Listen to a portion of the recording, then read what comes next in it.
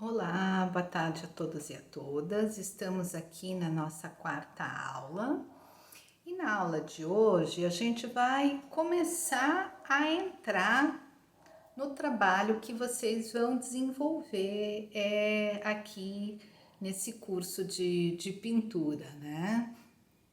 A ideia é que vocês possam estar desenvolvendo uma série artística. O que é uma série artística e por que essa série artística, né? Eu já vou explicar aí no decorrer da aula de hoje.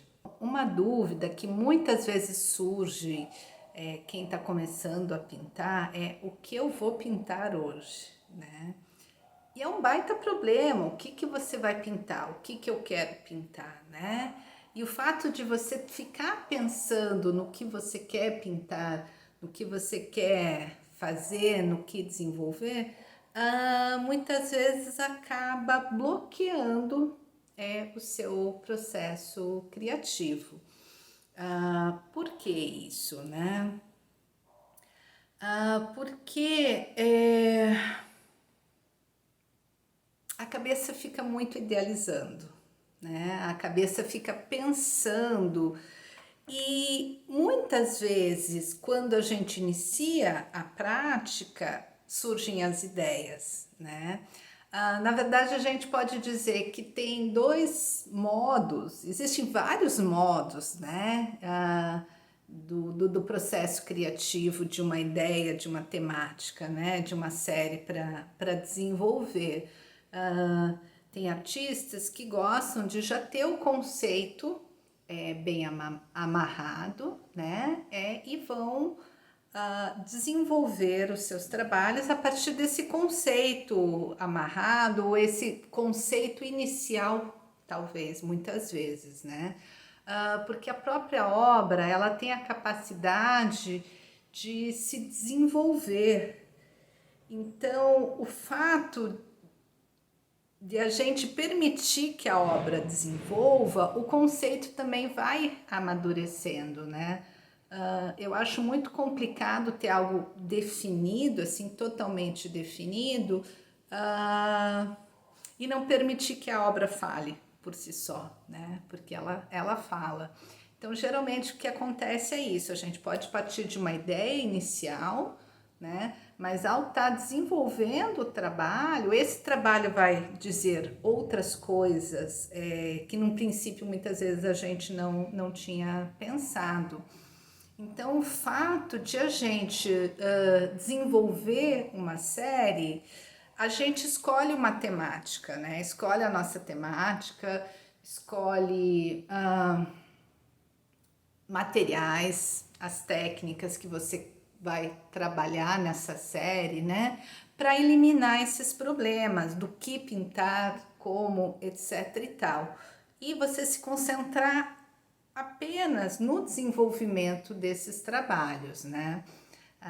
Então, isso é algo que facilita esse fluir da pintura. A gente já ter algo definido ou pré-estabelecido, ou muitas vezes nem dá tanta importância a isso, né? A essa temática. A temática pode ser qualquer uma, você não sabe, não sei o que eu quero pintar. Então sorteia, pega, escreve num papelzinho várias possibilidades, gêneros, etc e tal, e faz um sorteio. Porque a partir do momento que vocês estiverem desenvolvendo os trabalhos, as ideias vão surgirem, né? Porque a obra, ela nos retroalimenta, o fazer arte nos retroalimenta, né? Com relação às ideias. Sobre as séries, né? Eu queria mostrar aqui para vocês alguns trabalhos do Picasso. Picasso foi um artista espanhol, né? Um dos mais conhecidos, e ele tem uma produção enorme, né? Ele pintou muito durante a vida dele. E eu tô com um livro aqui da biblioteca da UFPR Litoral, que por sinal a biblioteca é fantástica para acervo de artes visuais, né? Foi um acervo que ele entrou no Centro Cultural, que existiu um dia, né, da UFPR Litoral. Ele foi ganhar a partir de um edital para bibliotecas de artes visuais e depois foi transladado para a biblioteca da UFPR Litoral. Então, o acervo que nós temos ali é um acervo muito rico para pesquisas imagéticas, teóricas, né? Para pesquisa na área das artes visuais. Então, eu queria mostrar para vocês este livro do Picasso. Ele tem 2 volumes. Eu vou trabalhar com vocês com algumas obras desse volume para ver se vocês conseguem compreender um pouco o que é essa ideia da série, né? Eu vou mostrar para vocês 2 trabalhos, Mulheres Sentada, realizado em 1927, são óleos sobre tela. Então, são trabalhos, né? O tema Mulher Sentada, ele se repete aqui, são trabalhos completamente. Eles são diferentes, mas são similares, né? Porque eles são de uma mesma época e tendem a uma mesma série temática, né? Esse se chama O Beijo, de 1925, um pouquinho anterior. Aqui outros trabalhos do Picasso, Natureza Morta, com busto e paleta, Natureza Morta com bolachas e Natureza Morta com cabeça antiga. 1925, 1924, o segundo, também óleo sobre tela. Então, a gente vê que até o título é semelhante, né? Porque o Picasso, ele explora essa temática que ele criou, né? Ele explora similitudes e diferenças de composições. Aqui se chama Banhista, também óleo sobre tela de 1928. Depois Banhistas na Praia, também de 1928. Jogador de Balão na Praia, também de 1928. E Banhista abrindo uma caceta. Caceta é tipo uma casinha de praia. Também de 1928. Então, a gente vê que existe, né, um desenvolvimento, né, nas figuras aqui que estão sendo representadas, né? Não é um único trabalho que não volta a ser explorado, né? Então, os artistas, eles têm esse recurso de explorar, né, imageticamente e pictoricamente também, né?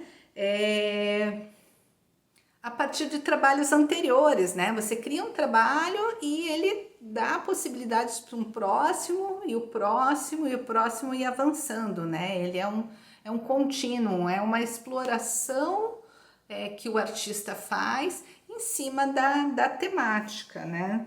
Aqui também um outro trabalho, Mulher com Véu, 1929, Cabeça.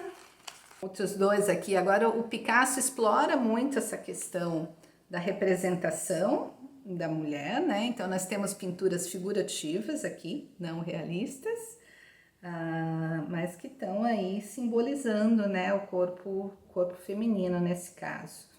Então, aqui a mulher acostada, mulher deitada, 1929, grande nu na cadeira vermelha. Mais Banhistas, 1928, a nadadora. Olha que fantástico. Então, o artista, nesse caso o Picasso, ele continua explorando, né? E continua, então, acaba se tornando uma série temática, né? Então, temáticas similares, mas trabalhos completamente diferentes, né? Mais das banhistas, né? Figura na beira do mar e mulher lançando uma pedra.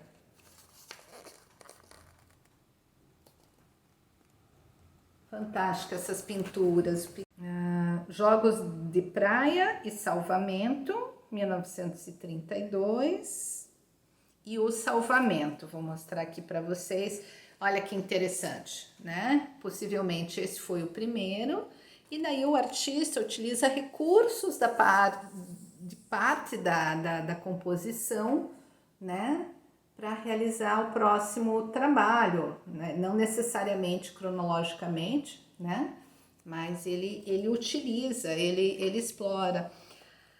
Então a pintura, a gente tem os elementos que compõem, né, a pintura, ponto, linha, forma, cor, profundidade, enfim, né, que são que fazem parte dos fundamentos da linguagem visual. A gente tem a materialidade, que é o tipo de tinta, né, o tipo de tela, é o tipo de pincel, toda essa é a materialidade, né? Então é quase um jogo de infinitas possibilidades. A gente tem todas essas variáveis, né? E se a gente fosse tentar explorar elas, todas essas variáveis, assim, eu não sei quantos quadros diferentes nós faríamos, similares, né? Mas mais diferente, 1.000, 2.000, 10.000, 100.000.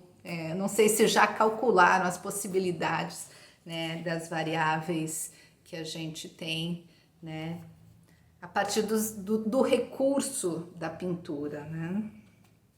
Então o Picasso ele explora muito bem isso. Aqui, mais as figuras femininas. Então a gente consegue perceber esse desenvolvimento. Esse último esses últimos foram mulheres sentadas numa cadeira vermelha e mulher na cadeira vermelha, de 1932, 90 anos atrás, foi feito esse trabalho, esses trabalhos, e são óleos sobre tela. Então, o fato de a gente eliminar o problema do que pintar, né, e já ter, de certa forma, delimitado isso, nos dá liberdade para explorar os recursos compositivos, pictóricos, etc e tal, né? Que é o grande barato, assim, da pintura, ao menos eu acho, né? A gente poder estar realmente pintando, né? E vendo essas possibilidades que nos apresentam, né? Pelo caminho. Então, o desenvolver, né, uma série é algo que vai nos ajudar nesse processo da oficina de pintura, né? E convido vocês aqui para estarem já pensando, e mais que pensando, já estarem fazendo os esboços, né? Para o trabalho que a gente vai estar desenvolvendo.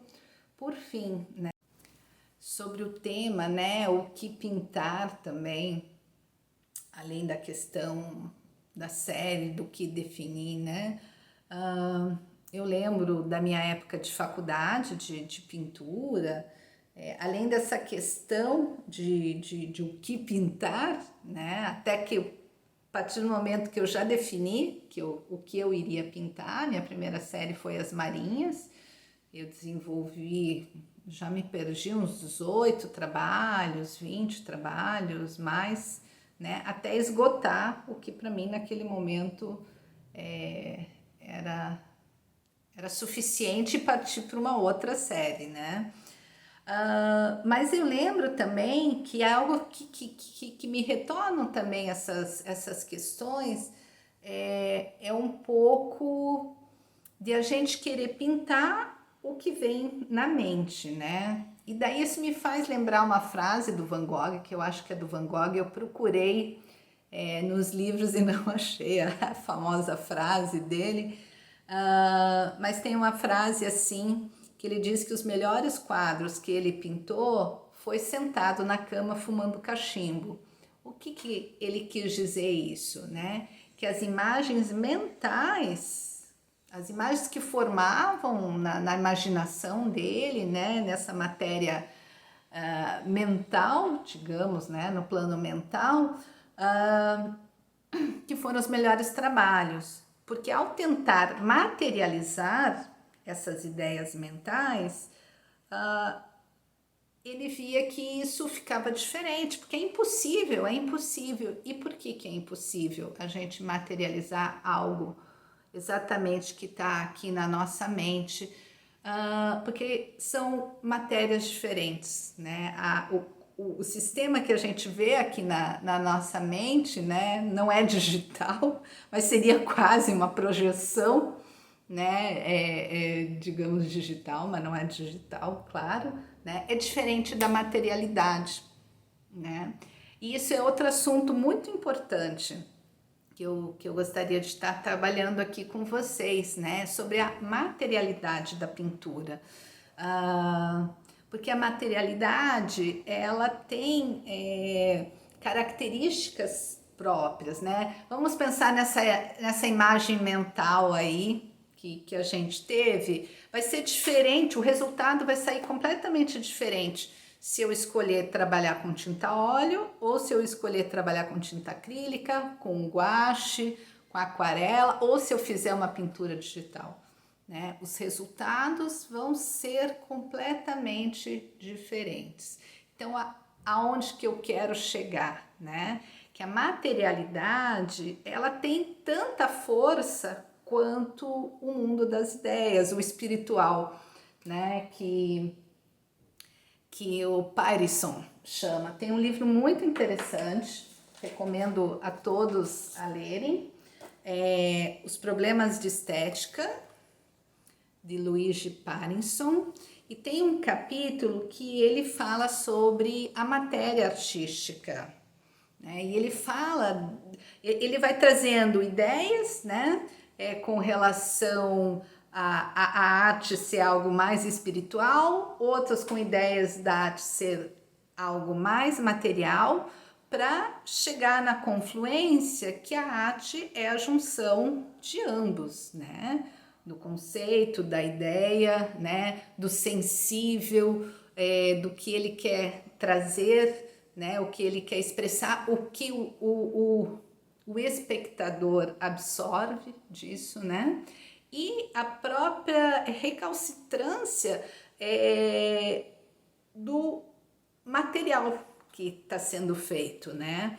Então a tela tem suas características, aquele tipo de tinta tem suas características, tem a mão do artista também que influencia, né? Então são vários fatores. Mas sim, as obras de arte, elas são matérias, né? Elas são matérias com espírito, segundo Patterson, né? Eu vou projetar aqui para vocês um trecho que eu acho bem interessante, que está aqui no livro.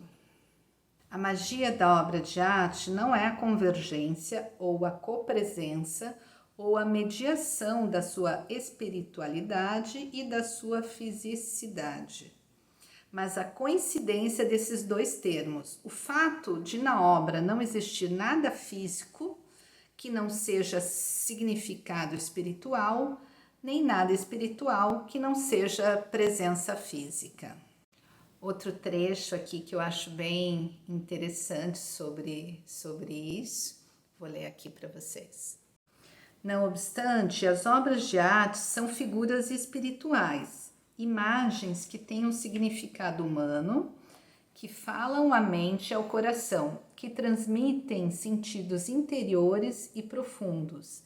Mas o aspecto espiritual interior das obras de arte não é alguma coisa que transcenda o seu aspecto sensível e a sua realidade física, porque antes coincidem imediatamente com eles.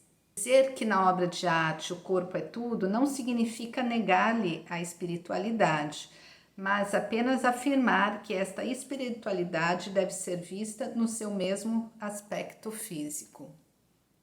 Então, esse texto do Patterson é muito bom, é muito interessante, né? Porque ele traz elementos que são fundamentais, né? Para o desenvolvimento da cultura em geral, né? A gente precisa dessa materialidade para dar forma, né, as obras de arte, a arquitetura, né? E essa materialidade, ela vai influenciar a estética. Na arquitetura isso é muito visível, né? O quanto o uso de determinados materiais e a capacidade que esses materiais têm, né? Eles ditam uma estética que ela acaba se repetindo por causa dessas inovações. E a mesma coisa com as obras de arte, claro, com uma outra abertura, né? Eles não têm a funcionalidade, né? No caso da arquitetura, tem essa espiritualidade também, que o Pareson se refere, mas é totalmente influenciado pela matéria, né? A obra final, ela é corpo e é espírito, né? Então isso é algo muito importante para a gente levar em conta, né, no desenvolvimento dos nossos trabalhos, tá? Então, na aula de hoje, a gente já vai estar caminhando nesse pensar, nesse experimentar, para já ir tá caminhando para o nosso desenvolvimento da série. Então eu peço para vocês um esboço, o último esboço em papel. Próxima aula a gente já vai para a tela. Um esboço ou mais de um esboço em cima de uma mesma temática, estudos que vocês vão estar realizando, para esse estudo ser transpassado para a tela a partir da próxima aula, certo?